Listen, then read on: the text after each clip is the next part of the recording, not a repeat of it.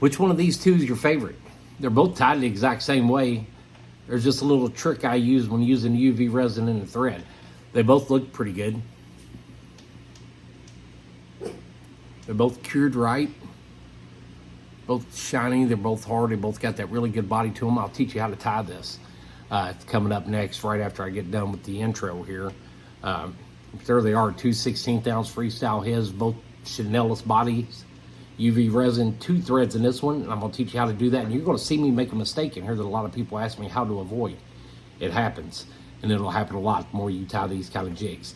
Don't forget to check out my Spotify podcast, Eric Massey Jig Company, and if you haven't yet, Outlaw Rods, fishoutlaw.com. This video is brought to you in part by Outlaw Rods.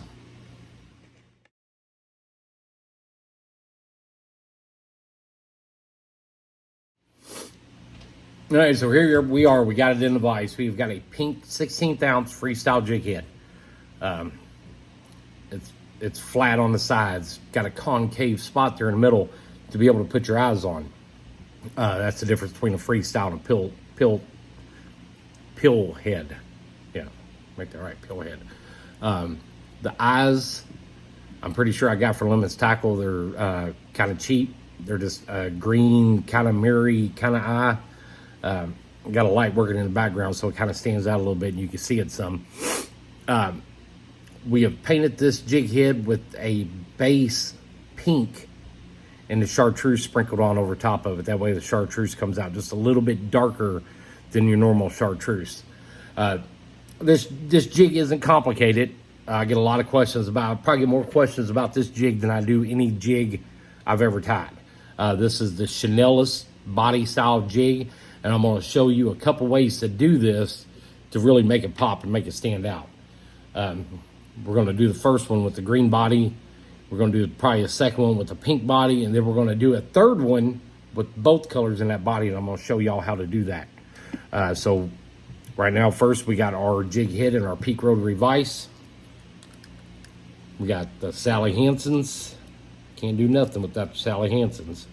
And we're going to put just a little bit on there. When I say a little bit, I mean a little bit.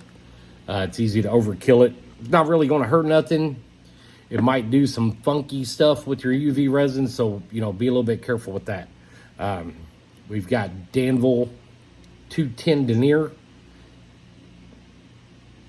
Yeah, Danville 210 denier waxed. We got it in our very, very ergonomic loon bobbin. Can't say enough about these. Loon bobbins are absolutely the best. I love this right here, how you can hold on to that. It just feels comfortable in your hand. So let's give it a shot. We got it coated down on there. We're going to start wrapping that thread on, and we're just going to build up a good even base. Not all the way to the point of the hook like a normal one. Maybe almost to it, and then we're going to come back. We're going to do a few more wraps right here at the base of the head. We're going to start building that neck up. It's already starting to get that kind of taper to it. We're going to trim off our tag end. And we are going to get our hackle feathers, brought to you by Plateau Fly Shop, Springfield, Missouri. If you haven't and you live in the area, you want to check them out. They've got the best selection for tying crappie jigs. Tell them I sent you. Best guys you'll ever deal with right there at Plateau Fly Shop. Wayne and Austin are awesome. We got 3 hackle feathers we have pulled out of that. We're going to use solid green on all 3 feathers we're going to put in this jig. And we might put a few more in there other than that. But I want to kind of pinch it together and see how it's going to line up. And I kind of like the erraticness of this one. We're going to go just a little bit shorter. So actually, now with that one kind of skimpy feather in there, you've almost turned it into almost where it's just one. So from the back of my jig head out, almost the length of the shank of the hook again. So we're going to cut that off.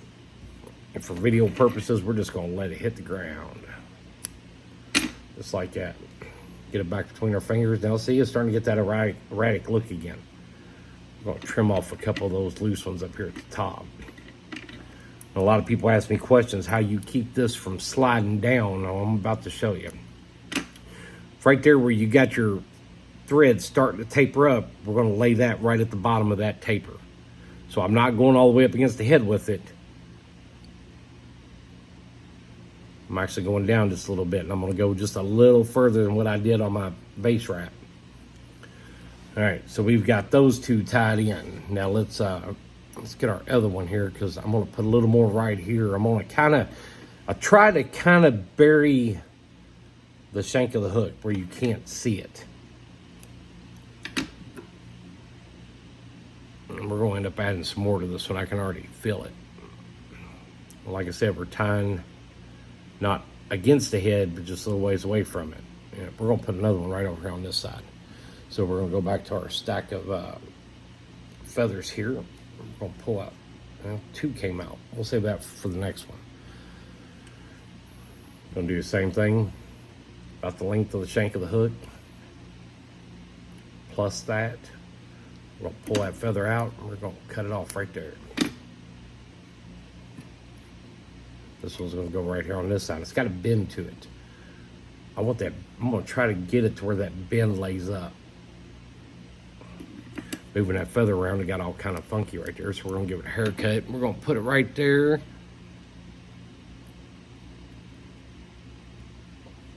Tie it in.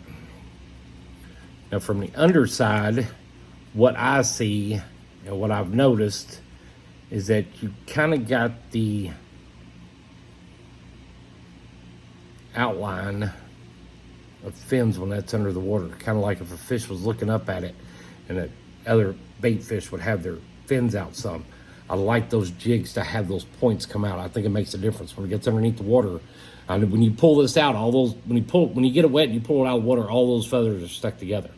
When you drop it back in the water, those feathers open back up. And I like that pattern right there. That's what I go for when I tie my own jigs, is that. Now we're gonna put a little bit of flash in this. I think we're gonna use a little bit of pink crystal flash. I'm gonna pull off probably 5 or 6 pieces. When I first started tying, I would get real particular about it and wrap one piece on there and go back and put it on. Amazon has got flash now to where it's practically free. It's the cheapest part of the material you're going to use. It didn't used to be that way. You had to go certain places to look for that, and it was kind of pricey. Bad as I hate to promote something like Amazon, it's the best place to get it, and you can get it in bulk, and you get it in bulk fairly cheap, to tell you the truth. So now we got that tied, and I've got that stair step effect going up. So I don't have a quick drop off. It just kind of stair steps up. When you get it back up to the head and you go to wrap it, pull it this way. And then when you make that tight wrap, it's going to sink down inside the body of that thread. So let's cut that little piece right there off. Let's give it a whip finish and see if our UV resin is ready to use. I'm pulling pretty tight because I want that to stick in there. I wouldn't, if you're going to use the UV resin on this, I don't believe I would do another whip finish on it. I leave it like that just to make sure your thread don't fall down. Once you get that thread where it's falling and falling and falling, the next thing you know, you got it all the way back here, and it's not trash. You know, I would put it in my box and use it anyway, but I know it wasn't the look you were going for. So let's see what our UV resin looks like. It's still a little thick, but it's running some. We're gonna put that on there, and we're just gonna spin that big old drip all the way around, and we're gonna go back over top the eyes one more spot just to make sure it stays where it needs to. So let's get that brushed on there real good. Let's push it up against the base of that jig head so it's all gonna cure right. There we go. So that's number 1. Gonna hit it with our UV light here for just a few seconds just to make sure that drip stays the way I want it to. And we're gonna take it over and we're gonna stick it in the box. Sometimes when it gets really cold down here and I hit it with that UV light, I can see a little bit of steam come off of it. There's a little bit of a heat that goes into this to help them cure, and that's why the UV box works so well, because it will hold that heat in. You set the lid on it, that heat builds up inside there and it keeps them warm, and it helps with the curing process. So there's jig number 1 right there. Now let's do one. I'm not going to do another one with green, but I'm going to do another one where I split the colors. We might do a chartreuse up by the head. We might do it back by the tail, but we're going to split it. We're going to use two different ones. So that one there went into the jig box. Jig head number 2, same thing, 16th ounce freestyle. I get all my jig heads from Jason Brummel, and if I can, I'll post a link in this video and make sure everybody can find him.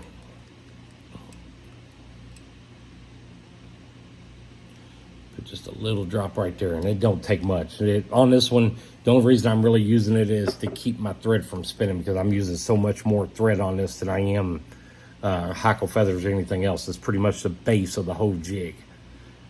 So we'll start right there behind the head. Let's go about halfway down to the point of the hook, and we're going to come back up and we're going to build it up right there just a little bit. I'm not going to build it up too high because I'm going to put a different color in there. We're going to cut that off, and we're going to get us a couple more feathers. We got 1, 2, we got 3, because I got a third one sitting out there that I accidentally cut off the first time. Let's pinch them together. I like that. I like that. We're going to make my floor a mess. Cut it off. Got deer jerky making over there in the dehydrator, and it is making me hungry. Probably our favorite thing about deer hunting is making deer jerky. We actually took Zach's deer, took it to Schrock's butcher shop in Buffalo, and we had the whole thing ground in a hamburger. It had the tenderloins taken out and frozen solid, and anything that was left we had cut into jerky slices. Schrock's will do that for you here. Cut you jerky slices so you ain't got to fool with it. All you got to do is thaw it out, marinate it, dehydrate it. Put one more over here on this side. It's a little bare. Let's fix that bald spot. Anybody got any good jerky recipes they want to share? Post it on here. Let me know. Post on here. Let me know what you do with your deer. You got anything special, crazy you do with it? I'll tell you one thing I tried one time. I tried making jerky out of, I seen a guy, somebody else on YouTube do it. They made jerky out of their fish. So, being that I had an abundant supply of crappie in the freezer, I decided I'd give that a try. It was like the worst thing I ever ate in my life. Hands down, promise. Phone was ringing there. We're going to turn it off. Let's put a little bit of chartreuse crystal flash in this one. Let's change it up. Let's change it up. It's about how much I'm going to put in this one. So we're going to go all the way back here. There's a piece there straggling. Now let's cut that one off. If you haven't yet, I'd encourage everybody, please, if you can, go check out my Spotify. Eric Massey Jig Company on Spotify. That's all you got to search. I'll post a link to it here when I get done with this video. I'll post a link to Jason Brummel. So there we are. We whip finished it. Now, you can do just about anything you want with this. We're going to take our other loon bobbin with our Danville 210, and we're going to put another base coat right here behind the head. You can put 10 colors in it. You can stripe it. There's ways you can go back and crisscross it and make it come out like a diamond pattern on it. It's endless what you can do with this. Use your imagination. You don't have to tie every jig the way I showed you how to tie it, or the way somebody else on YouTube, Facebook, TikTok showed you how to tie it. Use your imagination. Be creative with it. So we're going to start right here behind the head. Yeah, we're going to start right there behind the head, and we're going to go down about half of what we did on the pink. I'm going to take this chartreuse tag and I'm going to cut it off. Now we're just going to build up our taper with our chartreuse. There's a little bit of a tag in sticking out. That's where good scissors come in. I don't have any. There we go. We've two-toned it. Ooh, see right there, it started to slip, and when it did, all that thread, I'm glad that happened. If you catch it fast enough, keep some pressure on your bobbin, come back up. That's the material's way of telling you you got it too steep. You need to go back up and get a whip finish on it and finish it up. Get some UV resin on it before you turn it into trash. Our bobbin, loop it, pull it over, make a triangle. 1, 2. I can see it building up. It's getting steep. And if you're not careful right here with your whip finish, it'll slide. Boom, we got that knot in it. We beat it. You got to beat it. Reach in there, cut the tag end off. Before we look at it, let's look at the UV resin. See my little tag end sticking out right there? It bugs me. Not gonna hurt anything, but it bugs me. We're gonna trim off some of this flash.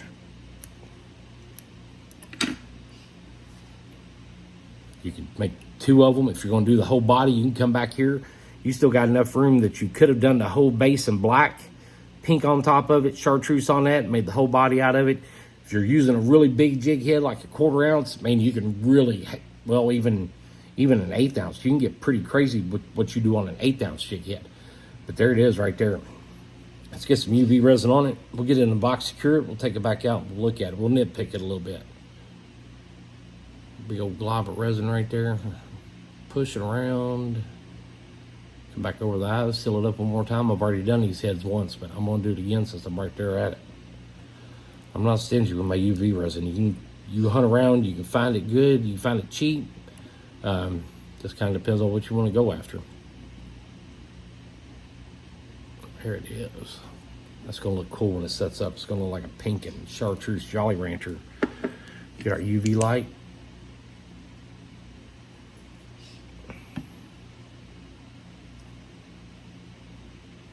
That's pretty cool. That one turned out good. Like it when the plan comes together. You could use the dark green right there to match the eyes. Could have used the black. You could have used any color you wanted. The possibilities are endless when it comes to this.